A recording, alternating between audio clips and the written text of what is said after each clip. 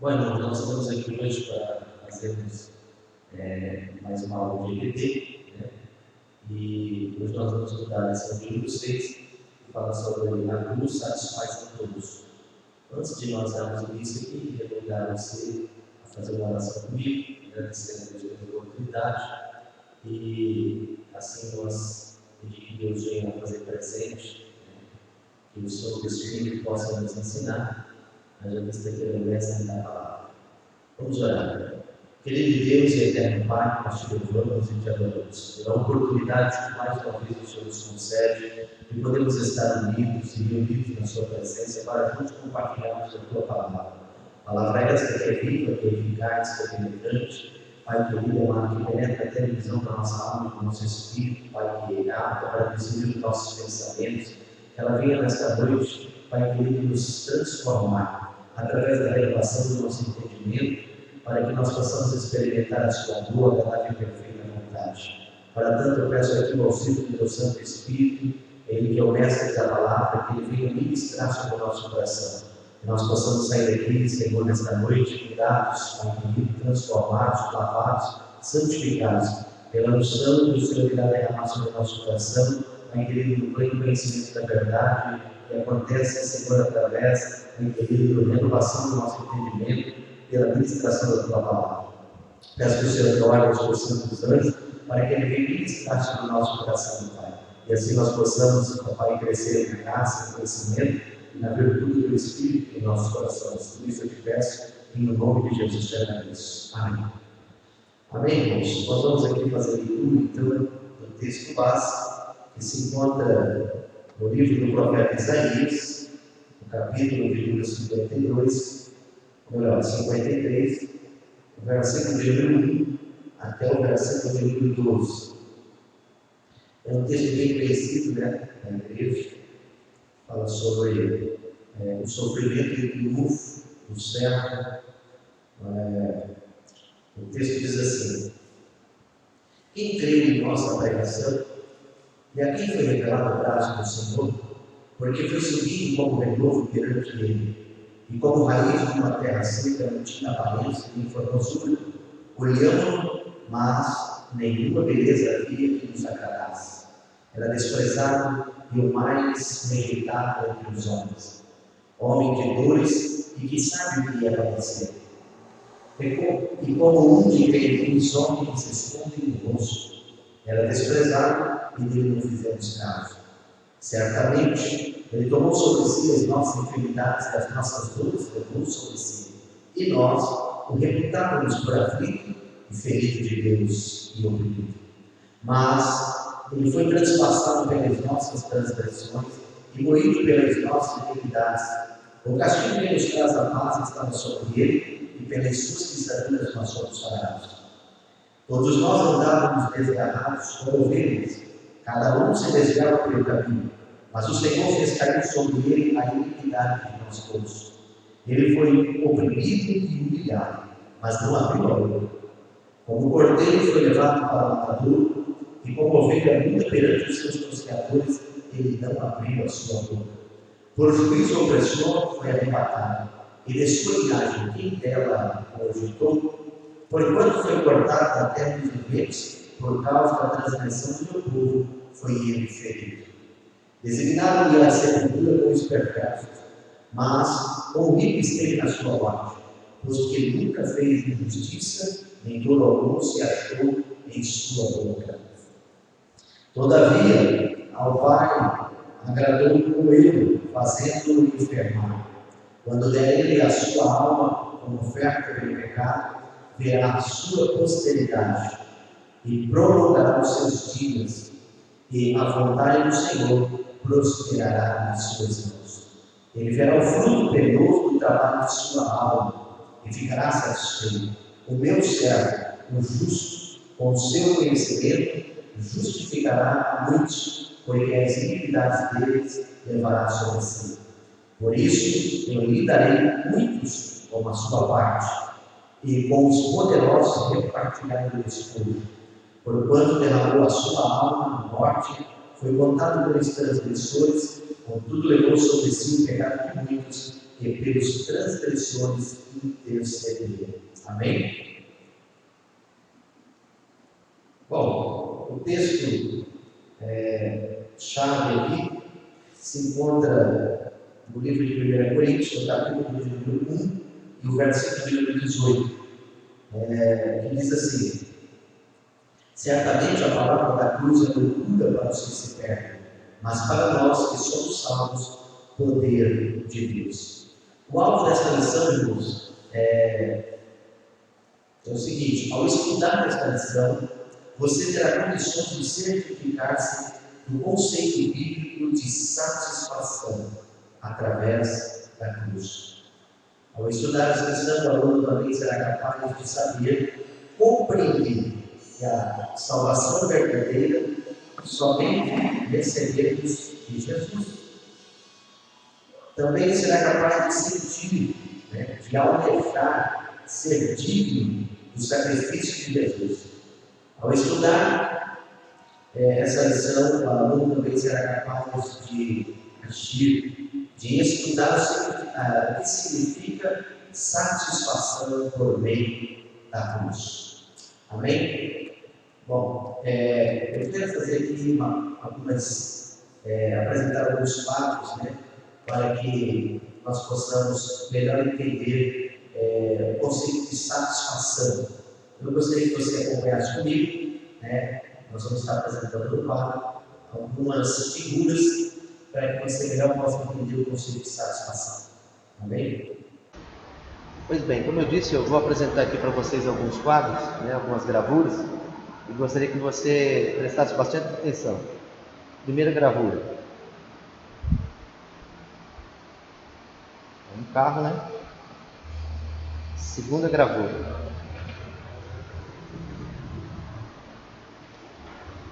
Um segundo carro, uma casa, uma mansão, melhor dizendo, um lindo jardim. Terceiro quadro. Uma casa, uma mansão com piscina e também um jardim aí. Quarta gravura, uma orla, um mar e alguns prédios ali que também representam casas, Preste bem atenção.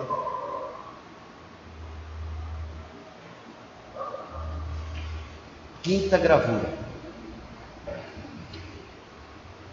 Uma mala cheia de dinheiro. Agora, preste bem atenção. O que isso representa para o ser humano de um modo geral?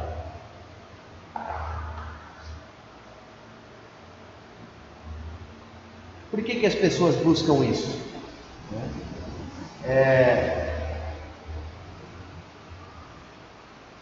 Porque elas acham que essas coisas lhes satisfarão, trarão a satisfação pessoal.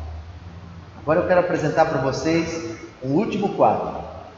Preste bem atenção, para que você possa entender de forma bem clara e objetiva o que nós estamos querendo fazer com que você entenda. Percebe que nós apresentamos quadros aqui que são um sonho de consumo de todo ser humano. Todo ser humano deseja isso e acha que alcançando essas coisas terão satisfação plena, satisfação pessoal. Então eu quero apresentar para vocês agora um outro quadro e gostaria que vocês refletissem, pensassem nisso. E pensando nisso, pensa também que este quadro ele é o ápice da satisfação pessoal. O que nós estamos vendo aqui? Isto é uma gravura que traz um símbolo cristão, que é a cruz. Talvez você nunca tivesse pensado dessa forma, mas a cruz é o maior símbolo de satisfação que o ser humano pode ter. A cruz traz plena satisfação para nós. A cruz preenche todos os vazios da nossa alma, todos os desejos da nossa alma. Ela nos satisfaz plenamente. E é sobre isso que nós vamos falar nesta noite. Amém? O conteúdo da nossa lição. Pois bem, irmãos, nós vamos agora ao primeiro tópico da lição, né? Antes, porém, quero fazer a introdução e uma explicação a respeito do que nós estaremos estudando hoje. Para isso, eu peço que você preste a máxima atenção, porque essa será uma aula expositiva, né? Por isso, conto com a sua atenção. O conteúdo da lição, ele é bastante teológico e deve ser desenvolvido de modo lento e sistemático, né? Então, nós vamos aí, de maneira bem compassada, passando tópico por tópico, para que você possa entender, porque o objetivo aqui é que você entenda, né, e encontre plena satisfação na cruz de Cristo. Então, nós vamos aí a uma introdução, né, para que a gente possa melhor entender a lição. Veja bem, nós acabamos de mostrar aí, né, alguns quadros, e nós vamos agora para a nossa lousa e vamos mostrar o quadro que eu desenhei aqui, né? E como a cruz de Cristo, né, aponta para 4 direções, e a gente vai entender o que ela está nos ensinando aqui nesta noite. A primeira parte aqui aponta para baixo, né? Vamos começar aqui na primeira parte, que é o primeiro tópico da lição. E ele aponta dizendo que houve uma satisfação até ao diabo, né? Até o diabo acabou saindo satisfeito aí com aquilo que houve, né? O segundo, nós vamos ver aí uma satisfação da lei. A cruz trouxe satisfação para a lei também, né? E terceiro ponto aí fala de uma satisfação que houve, né, também satisfazendo a honra e a justiça de Deus que foram ofendidas. Também a cruz trouxe satisfação à honra de Deus que foi ofendida. E por fim, né, traz aí a satisfação à ordem moral do mundo. Então nós vemos aqui 4 direções que a cruz aponta e que trouxe satisfação. Nós vamos estudar esses tópicos, né, e depois nós estaremos aí fazendo a conclusão final. E para que nós possamos prosseguir, eu gostaria de ler aqui um texto, se você puder acompanhar aí em casa, né? O texto que se encontra em Atos dos Apóstolos, capítulo de número 2, versículo de números 23 e 24. Depois nós estaremos fazendo aí algumas perguntas. Eu vou pegar o meu exemplar bíblico aqui e você vai acompanhar comigo aí.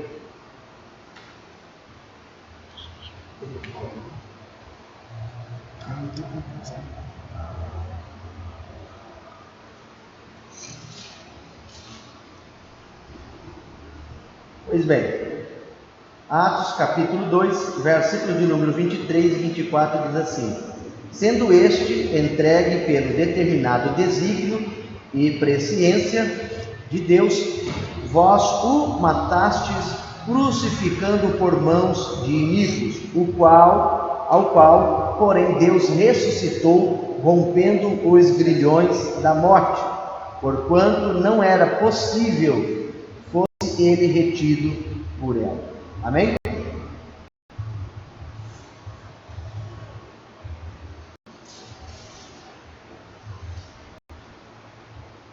Há algumas perguntas aqui, irmãos, que estão colocadas no texto, e diz assim: quem entregou Jesus para ser crucificado? Quem entregou Jesus para ser crucificado? Deus. Deus entregou o seu Filho, né, para ser crucificado. A segunda pergunta é: quem o matou? Né? Segundo o texto que nós lemos em Atos, foi mãos iníquas ou mãos injustas. E a terceira pergunta é: quem ressuscitou Jesus? Né? Também, como diz o texto, Deus ressuscitou a Jesus. E por fim, né, a quarta pergunta: por que Jesus ressuscitou? Porque ele não podia ser retido pela morte. Eu já disse que não tinha pecado, segundo Paulo em Coríntios, né? Explica que o grilhão do pecado é a morte. Ou melhor, o grilhão da morte é o pecado, né? Ou seja, a algema que a morte usa para nos prender na sepultura é o pecado. E Jesus não tinha pecado, por isso não pôde ser retido. Diante disso, né, quero concluir essa primeira parte aqui, essa introdução, dizendo que toda noção da morte de Cristo que a relacione a uma necessidade, ou melhor, uma necessária transação com o diabo, ou com o seu engano, está fora de cogitação. Deus não sacrificou o seu filho para pagar um preço, para o diabo, de forma alguma. Não há nenhuma relação, não há nenhuma transação de Deus com o diabo no sacrifício de Cristo na cruz do Calvário. Ainda nós vamos ver aqui que nós não podemos pensar na morte de Cristo como uma satisfação para o diabo. Então nós vamos ver o primeiro ponto da lição. No primeiro ponto da lição, que é satisfazendo ao diabo, Atos 2, 23 e 24, nós acabamos de ler, a noção, se você quiser acompanhar aí na revista, a noção de que foi o diabo que tornou a cruz necessária é muito forte na igreja até hoje. Os crentes da igreja primitiva reconheciam que desde a queda e por causa dela a humanidade esteve cativa, não somente ao pecado e à culpa, mas também ao diabo. Pensavam nele como o Senhor do pecado e da morte, e como o maior tirano de quem Jesus veio nos libertar. Há 3 implicações deste pensamento. Primeiro, conceder ao diabo mais poder do que ele possui. É como se o diabo tivesse adquirido certos direitos sobre o homem, os quais até o próprio Deus fosse obrigado a satisfazer de modo honrado. Sabemos que isso não é verdade. O diabo não possui esse poder, e Deus não tem obrigação nenhuma com ele em satisfazer os seus anseios, por causa do nosso pecado. Segundo, pensar na cruz como uma transação divina com o diabo. É como se a cruz fosse o preço do resgate exigido pelo diabo para libertar os seus cativos. E nós sabemos que não é isso. O preço que foi pago a Deus, porque o que foi ferido foi a sua honra, foi a sua divinidade, foi a sua glória. Tanto que lá em Romanos 3, o apóstolo Paulo fala que nós somos, por causa do pecado, destituídos da glória de Deus. Então, o preço que foi pago a Deus.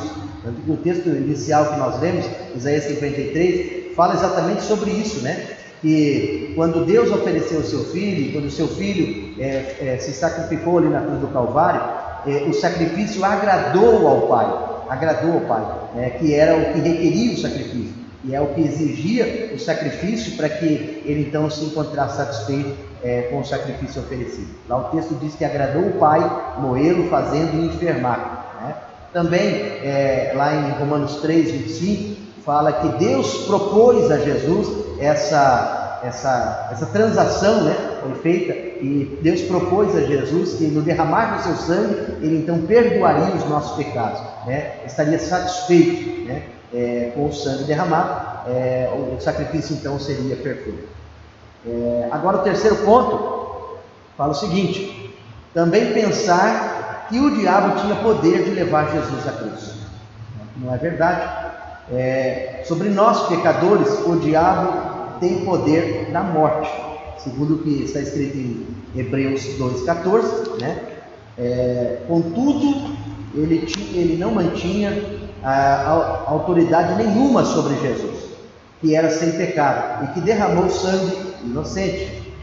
Negamos que o diabo tenha sobre nós direito que Deus seja obrigado a satisfazer. Consequentemente, toda a noção da morte de Cristo que relaciona a uma transação com o diabo está fora de cogitação. Amém? Eu vou ler Hebreus 2,14 para a gente ficar aí por dentro do que está escrito aí na Escritura. Pois bem, Hebreus 2,14 diz assim: visto, pois, que os filhos têm participação comum de carne e sangue, e destes também ele igualmente participou, para que sua morte destruísse aquele que tem o poder da morte, a saber, o diabo. Então, vemos aqui que Jesus venceu, a morte, e por isso, né, tirou das mãos de Satanás o direito da morte. Né? Por isso que nós hoje, né, temos a vida eterna por Cristo Jesus. Paulo escrevendo em Coríntios, né, no capítulo 15, versículo 55, ele diz: onde está a morte, a tua vitória? Né? Tragada foi a morte pela vitória. Então, Jesus conquistou essa vitória por nós, e aí o diabo perdeu o direito, né, de ter domínio sobre nós com a morte. Porque nós aceitamos a Cristo e agora temos o direito à vida eterna. Então, bem, vamos aí ao segundo tópico da lição.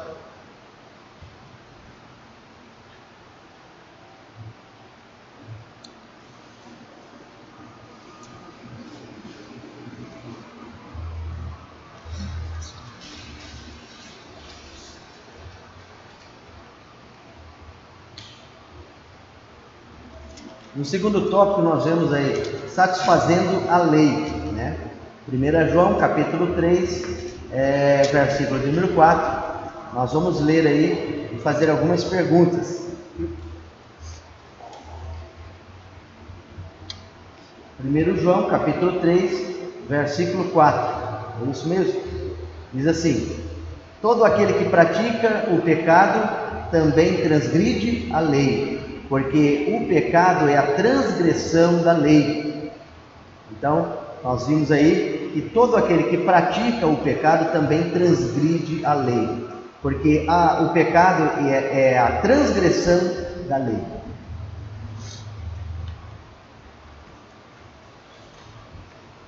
Diante disso, irmãos, nós temos aqui algumas perguntas, né?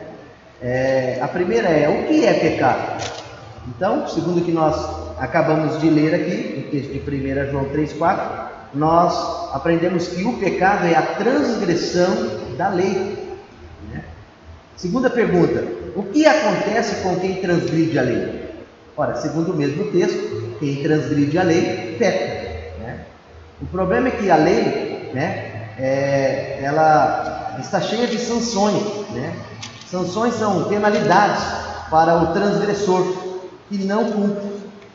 Exemplo: se alguém efetua um roubo, né, ou agride a uma outra pessoa, ou ultrapassa um sinal de trânsito, seja qual for a infração, ele sofrerá sanções, né, são penalidades previstas no Código Penal, né, no código dessa mesma lei.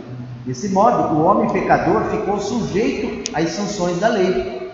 E Jesus veio e morreu em nosso lugar, assumindo, né, a nossa culpa, levando sobre si a nossa transgressão, de modo que ele sofreu então a punição da lei, porque segundo a lei que Deus estabeleceu, né, a desobediência levaria o homem à morte. Né? Segundo aquilo que Deus estabeleceu lá no Éden, ele disse para Adão e Eva que se eles transgredissem a lei que ele havia imposto, né, de comer do fruto da árvore que está no meio do jardim, certamente morrerá. Então, esta sanção da lei foi cumprida em Cristo. Ele pagou com a vida em nosso lugar. Agora nós vamos aí a algumas lições, né, segundo o texto, que diz o seguinte: a satisfação da lei. Outra maneira de explicar a necessidade da cruz é a satisfação que ela dá à lei. O pecado é transgressão da lei. Esta, uma vez quebrada, requer a punição do infrator. A lei deve, portanto, ser sustentada, sua dignidade defendida e suas justas penalidades pagas. Assim, ela é satisfeita. Segundo o que está escrito em Hebreus 9, 22, não há remissão, né? Não há perdão, não há justificação, se não houver derramamento de sangue. Hebreus 9, 22. Né? Sem derramamento de sangue não há remissão do pecado. Agora, o B. Em Daniel 6, versículos de número 1 ao versículo de número 15, nós vemos lá, neste texto, uma lei, né, que foi sancionada pelo rei Dário, né, foi decretada pelo rei Dário, pelos seus satrapas, né, que acabaram convencendo ele a criar esse decreto, e o que trouxe prejuízo a Daniel, que comumente orava 3 vezes ao dia, e a lei determinava que não fizesse outra oração, adoração ao outro Deus que não fosse a Dário, né? Que era o rei daquele lugar. E Daniel, como de costume, fazia suas orações, ele não obedeceu essa lei, ele foi orar, e foi pego, né? Foi pego em flagrante, orando, foi levado diante do rei, e a punição para esse erro, para essa transgressão, era ser lançado na cova dos leões. Então, o rei Dário, relutante, né? Porque amava Daniel, e não se deu conta do que estava assinando, não prestou atenção e acabou assinando essa lei. Agora ele era obrigado a cumprir, segundo a lei dos Medos e Persas, né? A lei era irrevogável, mesmo sendo ele o rei, não podia voltar atrás.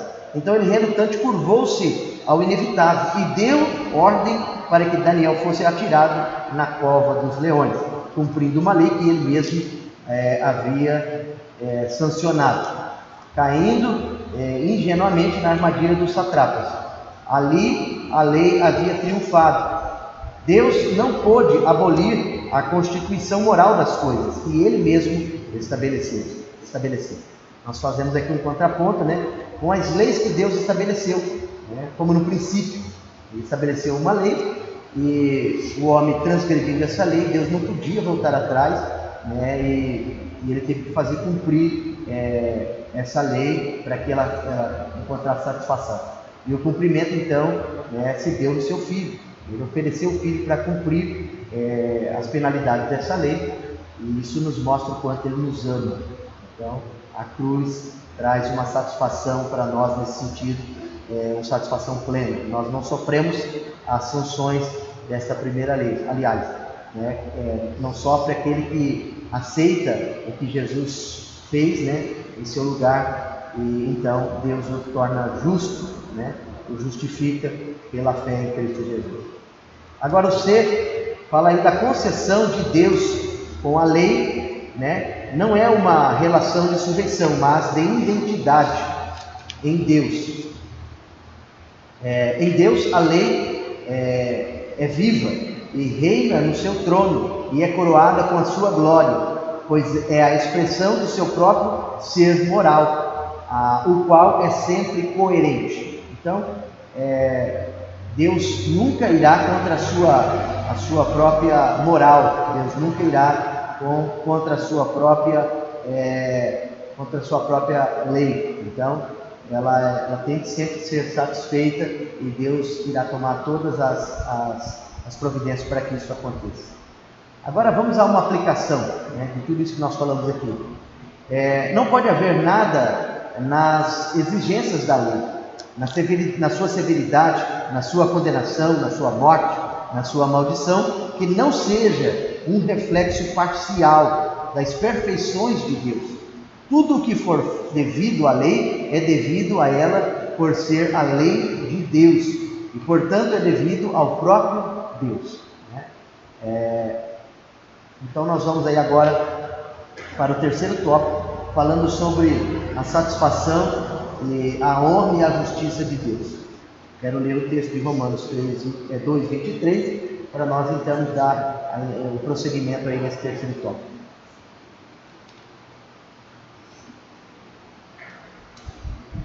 Capítulo 2 de Romanos, versículo 23, que diz assim: Tu que te glorias na lei, desonras a Deus pela transgressão da lei. O texto é bem claro, né? Ele fala de quem se gloria, né? Que está cumprindo a lei, e por fim acaba desonrando a Deus quando a descumpre, quando a transgride, né? Então, diante desse texto, nós vamos aí compartilhar os tópicos dessa terceira lição. Vamos lá. Primeiro, vocês já acham que o perdão de Deus a nós tem o mesmo significado de perdoarmos uns aos outros? A pergunta, né? Se você acha que o perdão de Deus tem o mesmo significado de quando nós perdoamos uns aos outros. O que você acha? Você responde: não. Por quê? Porque o pecado é algo muito sério, né? significa ferir a honra do próprio Deus. Então, quando a gente transgride, né, ou melhor, quando a gente perdoa alguém que nos ofende, não é como transgredir a lei, né, desrespeitando a Deus. É muito mais grave quando a gente transgride a lei e desrespeitamos a Deus. O que o homem deveria fazer para ser perdoado? Pagar pelos seus próprios pecados. O que significa dizer que quando Deus nos perdoa, porque Ele condicionou o perdão dele a nós, né? Quando a gente perdoa quem nos ofende, né? Então, pautado nisso, nós temos que entender que quando nós perdoamos a quem nos ofende, não estaríamos de fato pagando a nossa dívida com Deus, mas por estarmos fazendo isso, Deus nos perdoa, porque a nossa dívida para com Ele é muito grande, é uma dívida impagável, né? Tanto que há uma parábola de Jesus falando a respeito disso, né? De um rei que perdoou a um homem que devia para ele uma quantia exorbitante, né? Que ele jamais conseguiria pagar, e ao perdoar esse homem, ele o libera, né? E ao sair, ele acha quem deve a ele, e quer pressionar essa pessoa, quer obrigá-la a pagar a dívida, que é uma dívida mínima, né? Como que de um dia de trabalho, e ele está disposto a colocar essa pessoa na prisão se não pagar a sua dívida. Em contrapartida, algumas pessoas veem ele fazer isso e conta ao rei que ele acabaram de ser perdoado pelo rei de uma dívida impagável, né? E agora não é capaz de perdoar a uma pessoa que deve o mínimo para ele. Eles são chamados diante do rei, e o rei então determina que os dois sejam lançados na prisão até que a dívida seja paga, ou que entre em um acordo, né? Então a gente tem que entender que a nossa dívida para com Deus é impagável. Por isso nós não devemos ficar relutando, né, em perdoar aqueles que nos ofendem, né? Porque essa dívida é mínima, né? É uma dívida mínima.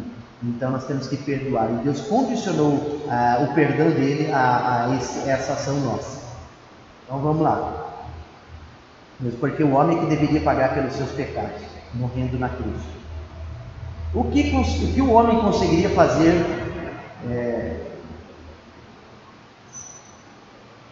Melhor, o homem conseguiria fazer isso? É uma pergunta. O homem conseguiria fazer isso? Pagar pelo seu próprio pecado? Como eu disse anteriormente, no tópico anterior, a dívida é impagável. A dívida é impagável, não tem como nós pagar. Ofendemos a moral de Deus, né? Ofendemos a Deus, e o preço é muito alto, né? É por isso que Ele enviou o seu Filho para pagar a dívida por nós. Então, por que nós não conseguimos pagar? Já acabou de responder, né? Porque a dívida é alta e o preço, né, exigido é alto. E também porque o homem é pecador, ou seja, mesmo que ele tentasse pagar essa dívida, Deus não aceitaria, porque ele é transgressor, ele é pecador. O sacrifício não seria perfeito. O que foi feito para resolver essa questão? Todo mundo sabe, né? Jesus, né? Deus enviou Jesus, o Deus homem, sem pecado, né? E ele morreu na cruz para trazer salvação ao homem pecador. Agora existe um outro texto que se encontra em Filipenses, no capítulo de número 5 e versículo de número 8. Nós vamos ler esse texto, depois nós estaremos fazendo aí algumas perguntas. Filipenses, capítulo 2, versículo 5 e versículo 8.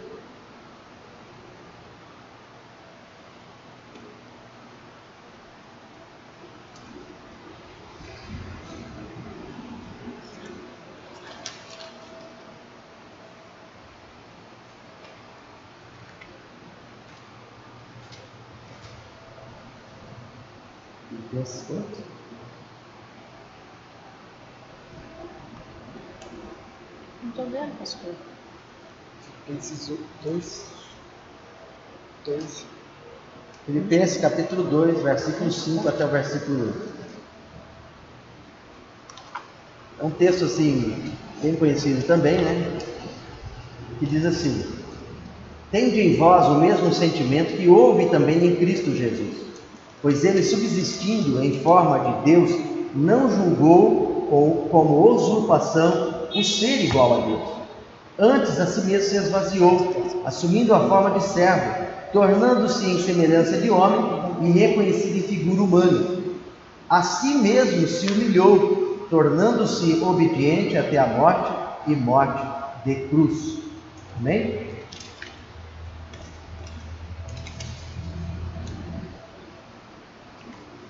Veja bem, irmãos. A primeira pergunta é: que sentimento houve em Jesus e que deve haver em nós? No texto que nós acabamos de ler, diz que o primeiro sentimento que manifestou em Jesus era, mesmo ele sendo Deus, ele não teve por usurpação ser igual a Deus. Nós sabemos que o primeiro pecado, né, que foi cometido foi ainda nas regiões celestes, quando Lúcifer, né, quis ser semelhante ao Altíssimo. Depois, aqui na Terra, né, o diabo também instigou o homem a ser semelhante ao Altíssimo, né, ser igual a Deus. Porque aquilo que Deus proibiu era a árvore do conhecimento do bem e do mal, e a proposta feita por Satanás era que se o homem comesse do fruto, se tornaria semelhante a Deus. Então, o sentimento que tem de haver em nós é de não querermos ser igual a Deus, né? Semelhante a Deus. E esse foi o sentimento também que houve em Cristo Jesus. E foi o primeiro sentimento que houve nele, né? Para que ele então se tornasse apto para o sacrifício, ser homem. Qual a atitude de Jesus diante de Deus? Veja bem, o texto diz que ele esvaziou-se, tomando a forma de servo e tornando-se semelhante ao homem. Terceiro, que atitude Jesus tomou sobre a forma humana? Atitude de humilhação, de humildade e de obediência até a morte e morte de cruz. Jesus deixou isso bem claro. Todas as vezes que ele era questionado, né, ele sempre dizia que estava aqui para fazer a vontade do Pai, né? Em certo momento ele chegou a dizer que a comida dele consistia em fazer a vontade do Pai. Veja que comer é algo que nos mantém vivos, né? E mesmo diante deste fato, ele colocou que estava disposto a fazer primeiro a vontade do Pai. Aliás, né, é uma implicância que Jesus coloca, né, para quem quiser se salvar, negar-se a si mesmo, tomar a sua cruz, né, diariamente e seguir. Ele também impôs essa vontade a nós, ou seja, quem quiser segui-lo precisa ter esta vontade bem explícita na sua ação, na sua atitude. E o quarto, qual foi o resultado dessa atitude de Jesus? Ou seja, o que resultou em ele assumir essa forma de homem, né? Não tendo por usurpação ser igual a Deus, antes se esvaziou a si mesmo e assumiu a forma de homem, né? Esvaziando-se, tomando a semelhança de homem, né? Tendo uma atitude de humildade e de obediência até a morte. O que resultou? Qual foi o resultado de tudo isso? O resultado foi que ele foi exaltado sobremaneira por Deus, né? O nome dele foi elevado acima de todo nome. E a mesma recompensa terá aquele que também assim fizer, né?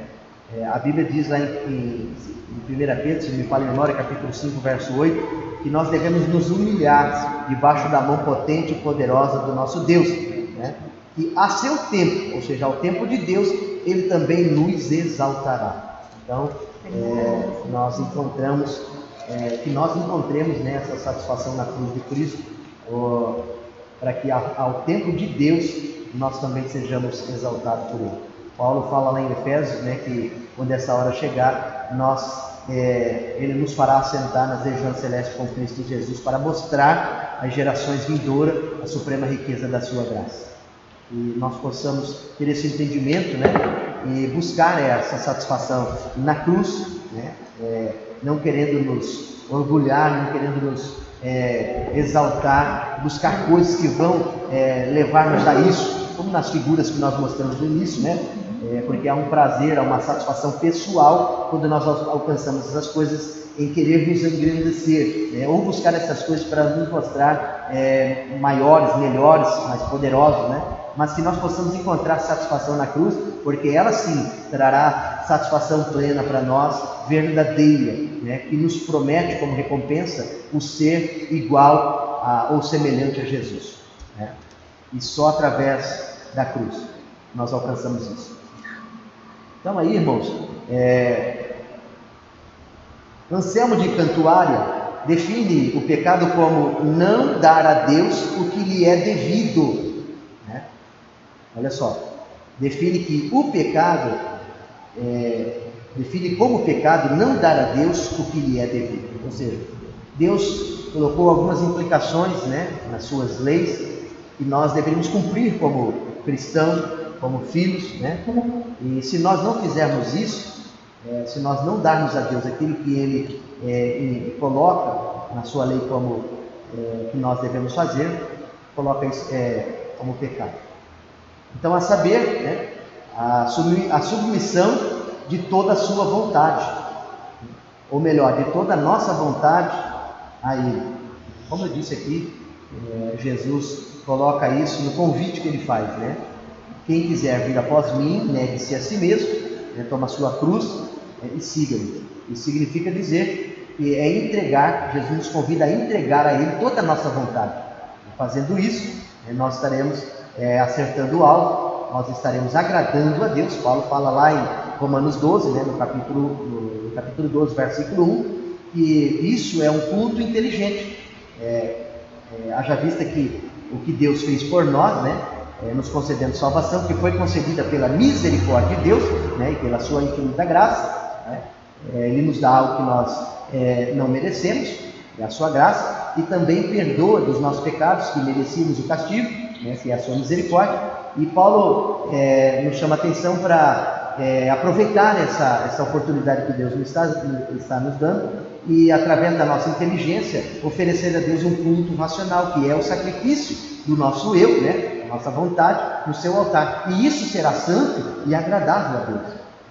E ele diz que no versículo 2, ele diz que isto não se conformando com este mundo, ou com este século, ou com o que a vida nos oferece, né, ou com o que a vida nos dá, né, para satisfazer as nossas vontades, sacrificando isso e permitindo que a nossa mente seja renovada pela renovação do nosso entendimento, através do conhecimento dessas leis, né, dessas vontades de Deus. Negando isso, nós estaríamos então renovando a nossa mente e experimentando a boa, a agradável e a perfeita vontade de Deus também.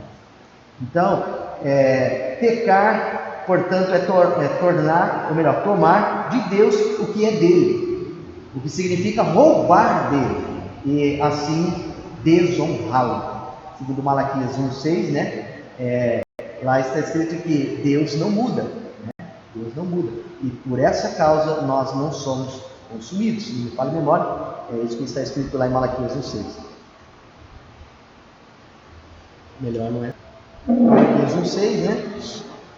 Diz assim: o filho honra o pai e o servo seu senhor. Se eu sou pai, onde está a minha honra? E se eu sou senhor, onde está o respeito para comigo? Diz o Senhor dos exércitos: a vós outros, ó sacerdotes, que desprezais o meu nome. Vós dizeis: em que desprezamos nós o teu nome?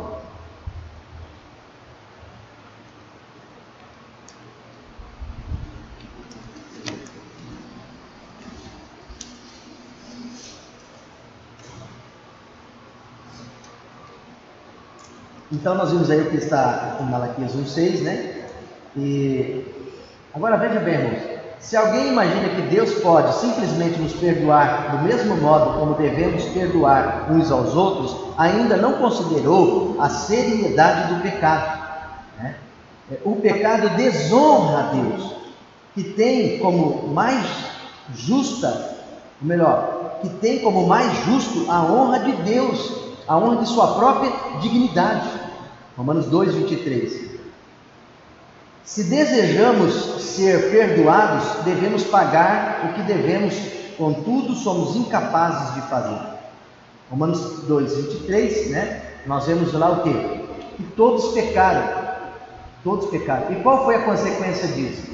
Fomos destituídos da glória de Deus.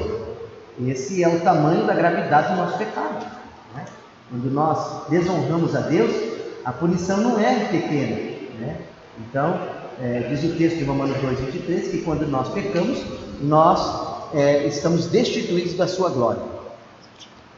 É isso mesmo? Aqui, né, Romanos 2, 23. Nossa, estou por fora. Romanos 3, 23. Então vamos aí, Romanos 2, 23 diz: Tu que te glorias na lei, desonras a Deus pela transgressão da lei.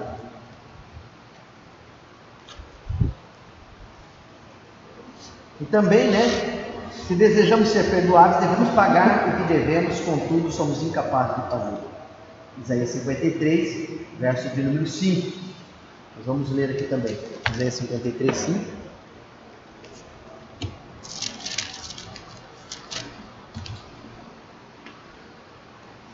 O que diz aí Isaías 53, 5? Mas ele foi transpassado pelas nossas transgressões e moído pelas nossas iniquidades. O castigo que nos traz a paz estava sobre ele, e pelas suas pisaduras fomos sarados.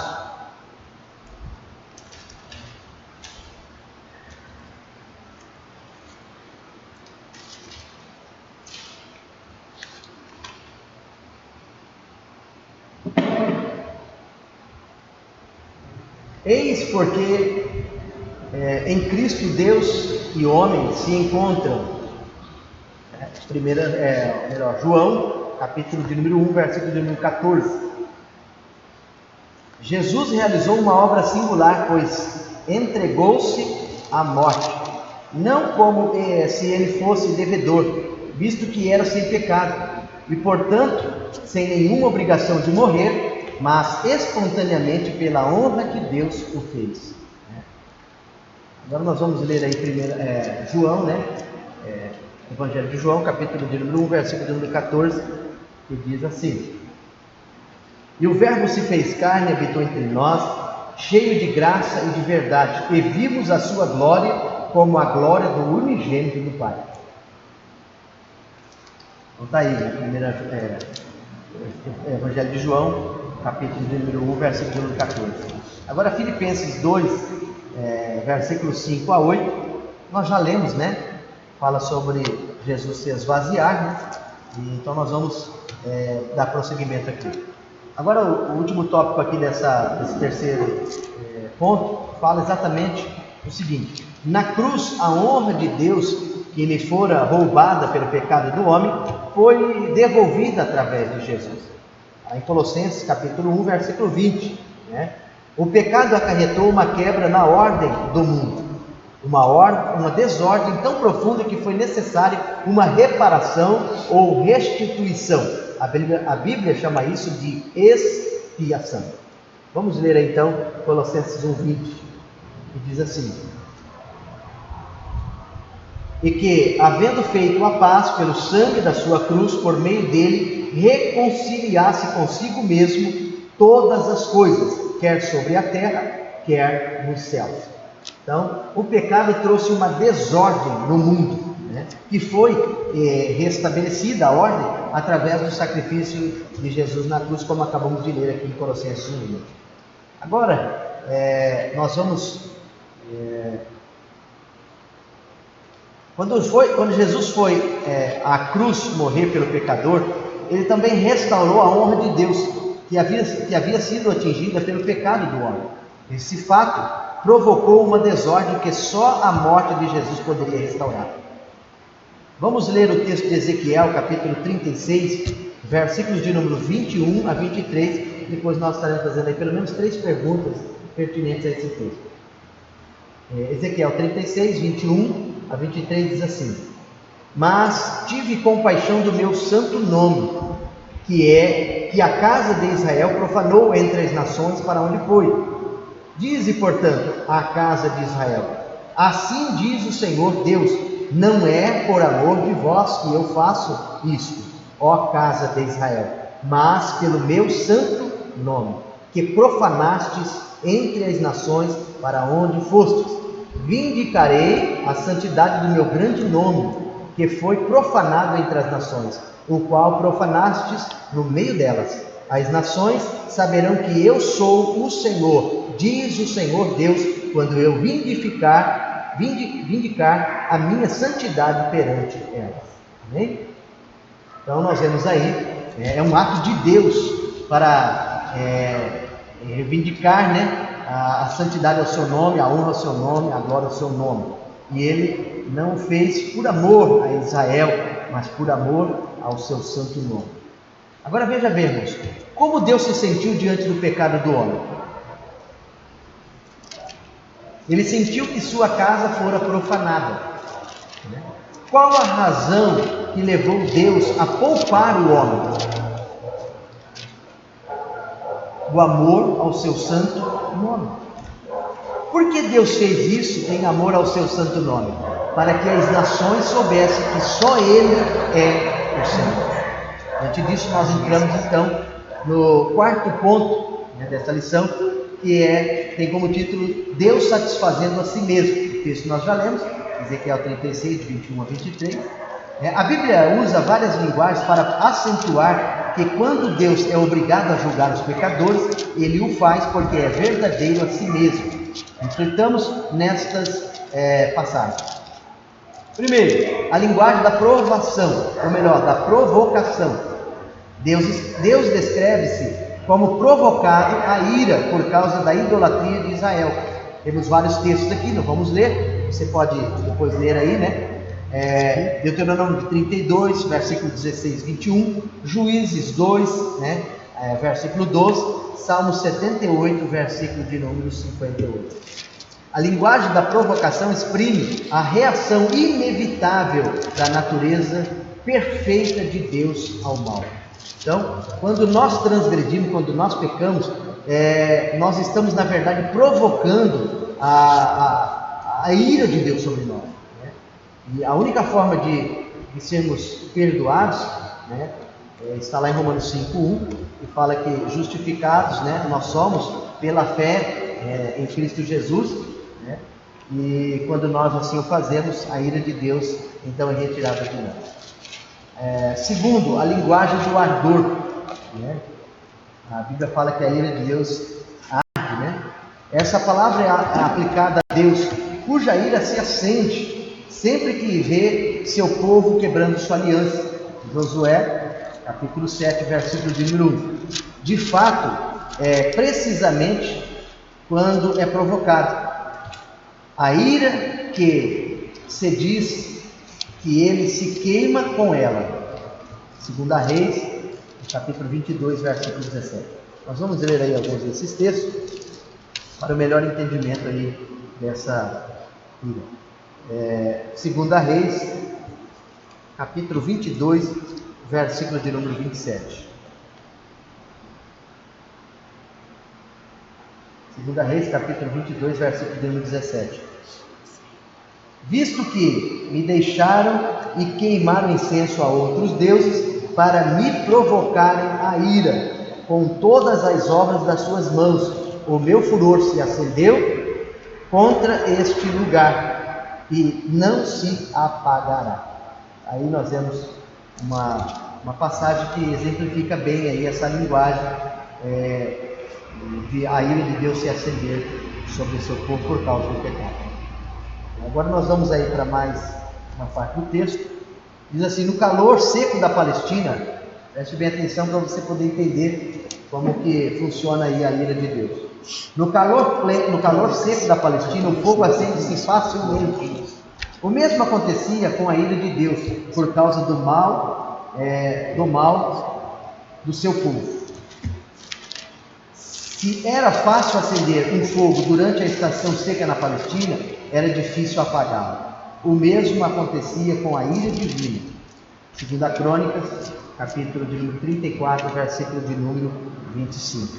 Nós vamos ler aí, para que você possa melhor entender. 2 Crônicas, capítulo 34, versículo 25, que diz assim: visto que me deixaram e queimaram incenso a outros deuses, que me provocaram, para me provocarem na ira com todas as obras de suas mãos, o meu furor está derramado sobre este lugar e não se apagará. Então, o mesmo versículo que nós lemos lá em 2 Reis, né? Pois bem, irmãos, a terceira e última linguagem, né? Fala da linguagem da autossatisfação. Em Ezequiel 7, versículo 8, a palavra derramar vem do verbo hebraico kala ou kalá, que significa satisfazer, realizar, completar a sua ira contra Judá. A ira de Deus só cessa quando é cumprida. Lamentações, capítulo 4, versículo de número 11. Nós vamos ler aqui.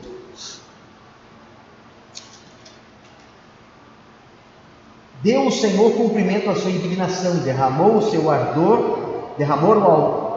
ardor da sua ira, acendeu fogo em Sião e consumiu os seus fundamentos. Aí a ira do Senhor sendo derramada, né? Ainda há de vir o dia da grande ira do Senhor, e nós não queremos estar aqui para presenciar isso. Será a grande tribulação. Agora a aplicação dessa quarta parte aí, né? Diz assim: Deus é provocado, a ira zelosa pelo pecado de seu povo. Uma vez acesa sua ira arde, ele não pode ser facilmente apagado. Inevitavelmente ela a satisfaz exercendo o seu juízo. Então, toda vez que a ira de Deus se acende, ela só é apagada, né, quando ele satisfaz exercendo o seu juízo.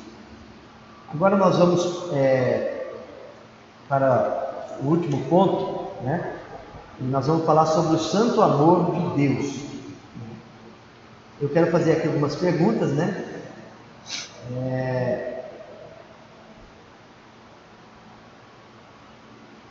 O que o santo amor de Deus é capaz de fazer? Primeira pergunta: ver no pecador um filho que erra? Ensinar ao filho, através de sua palavra, o caminho que deve trilhar. Então, o que o santo amor de Deus é capaz de fazer? Ver no pecador um filho que erra. Segundo, ensinar o filho, através de sua palavra, o caminho que deve trilhar. Terceiro, alimentar com seu alimento sagrado o filho que está agindo errado. Diante do pecado desse filho, que faz o amor de Deus? Não o destrói, mas o entrega a Jesus para que, através da morte de cruz, possa fazer expiação dos pecados. Por fim, porque a cruz é o melhor símbolo escolhido por Deus para satisfazer tudo e a todos, porque ela representa o amor de Deus pelos perdidos.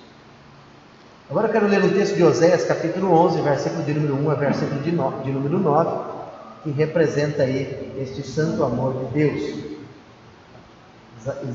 Oséias, melhor dizendo, capítulo 11, do versículo 1 até o versículo 9, que diz assim: quando Israel era menino, eu o amei, e do Egito chamei o meu filho. Quanto mais eu os amava, tanto mais se iam da minha presença.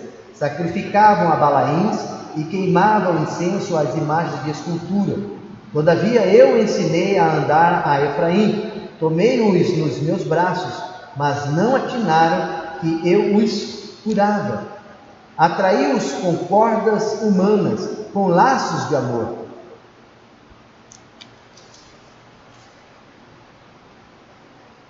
Fui para eles como quem alivia o jugo de sobre as suas queixadas, e me inclinei para dar-lhes de comer.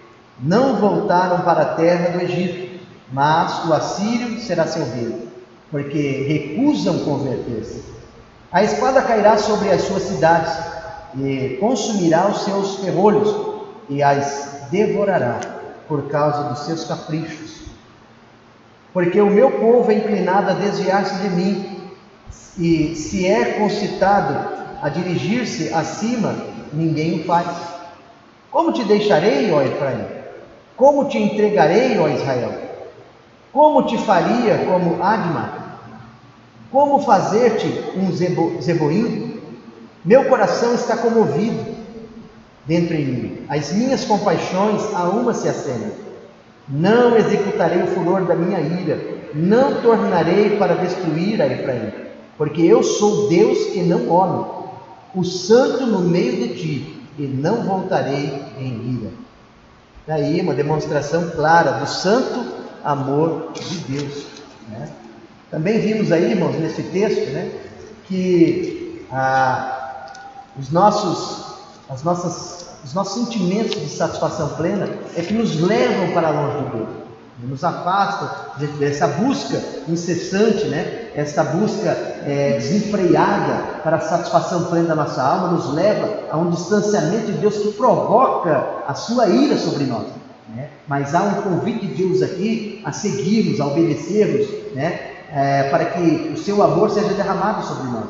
E esse é o resultado, né?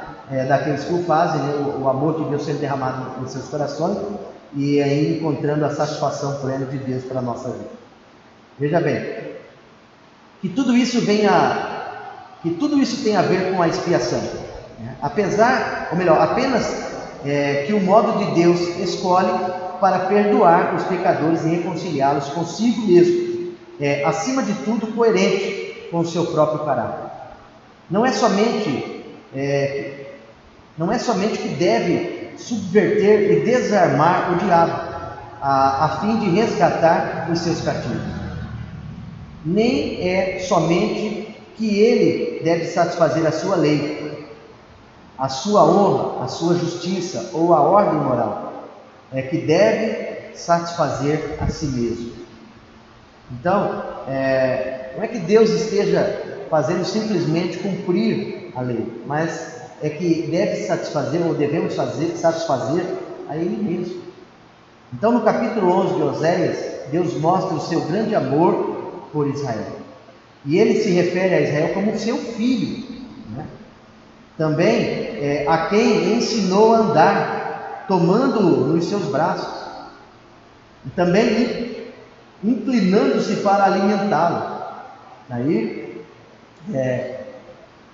a gente percebe o grande amor de Deus para conosco. Contudo, o seu filho Israel provou ser um desgarrado e não reconheceu o seu terno amor de pai. Consequentemente, merecia ser punido. Mas o que Deus fez? Como te deixaria, são palavras do Senhor, como te deixaria, ó Efraim? Como te entregaria, ó Israel?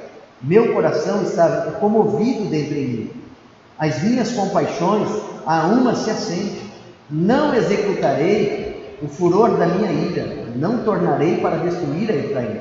Porque eu sou Deus e não homem. O santo no meio de ti, não voltarei com ele. Então, essas são as palavras do Senhor. Mesmo quando nós transgredimos, mesmo quando nós erramos, o que fala mais alto é o seu amor. E isso foi demonstrado, né, a nós, lá em São João 3,16, né, que diz que, porque Deus nos amou de tal maneira, deu o seu Filho unigênito para morrer em nosso lugar. Então, é na cruz de Cristo que nós encontramos este amor, né, e seguindo a Cristo, né, que nós encontraremos satisfação plena para os anseios da nossa alma. Ele é o único que pode satisfazer. Em Mateus 11, 28, ele disse: Vinde a mim, todos vós que estáis cansados e oprimidos, e eu vos aliviarei. Então, só nele que nós podemos encontrar, só na cruz de Cristo que nós podemos encontrar a satisfação plena, né? A satisfação que nós tanto buscamos, muitas vezes em coisas materiais, em coisas deste mundo. Paulo, escrevendo em Colossenses 3, né, ele faz a seguinte afirmação: se de fato nós morremos com Cristo, busquemos as coisas lá do alto, né, onde está a nossa vida oculta com Cristo, né, e quando Ele vier, né, ela se manifestará, e nós então encontraremos a plena satisfação que nós tanto buscamos neste mundo. Para concluir, irmãos, o madeiro sobre a qual Jesus foi morto para ser crucificado, melhor, foi posto para ser crucificado, representa para a igreja muito mais do que uma simples estaca. A cruz é o melhor símbolo escolhido por Deus para representar o seu amor pelos perdidos e para satisfazer a tudo e a todos. Primeiro, a cruz responde a todos os questionamentos a respeito de Deus e da salvação. Segundo, o diabo não tem sobre nós direitos que Deus seja obrigado a satisfazer. E terceiro, a conexão de Deus com a lei não é uma relação de sujeição, mas de identidade. Amém? Quero encerrar aqui, fazendo ainda algumas perguntas, dizendo assim: por que a cruz responde a todos os questionamentos a respeito de Deus e da salvação? Porque ela é o símbolo do amor de Deus, né? Porque a cruz é o símbolo do amor de Deus. Toda vez que nós olhamos para a cruz, nós conseguimos entender a expressão exata do amor de Deus, a ponto de sacrificar o seu Filho para que nós fôssemos satisfeitos através do sacrifício, né? Segundo, por que o diabo não tem nenhum poder sobre nós? Porque através do sangue de Jesus, Deus nos resgatou. Veja que não foi pago nenhum preço ao diabo para que nós fôssemos resgatados. O preço, foi o sangue de Jesus derramado por nós na cruz do Calvário, que foi pago a Deus, né? A Bíblia diz lá em Isaías 53 que agradou o pai moedo fazendo enfermar, tendo ele oferecido a sua alma, o seu sangue, como oferta pelo nosso pecado. Então, o sacrifício de Jesus na cruz agradou a Deus e não ao diabo. Desse modo, o diabo não tem direito nenhum sobre nós. O que a lei apresenta em relação a Deus? A lei, através de suas normas, apresenta a identidade do próprio Deus, né? Então, a lei é uma representação daquilo que Deus quer, daquilo que Deus exige de nós, né? Das sanções que Ele estabelece através da lei, ou seja, os limites que Ele impõe através da sua lei. Então, a lei representa exatamente a vontade de Deus. E desse modo, quando nós estamos obedecendo a lei ou cumprindo a lei, estamos obedecendo a Deus e estamos então agradando a Deus. A cruz. Agora eu queria fazer uma pergunta para você, e você responda para você mesmo. O que a cruz de Cristo é para você? O que a cruz de Cristo é para mim? Você pense nisso, e reflita nisso, e possa aí buscar esse entendimento. Espero que você tenha entendido, Se você não entendeu, assista novamente, repita quando for necessário, até que você entenda. Tendo algumas perguntas, coloque aí no final, E nós estaremos respondendo, ou procurando responder, na medida do possível. Nós vamos deixar um link para que você possa acessar, e você então estar assistindo aí as nossas aulas. Nós estaremos aí gravando novamente depois de 2007, e espero que você goste. Fique com Deus, Deus te abençoe e até a próxima.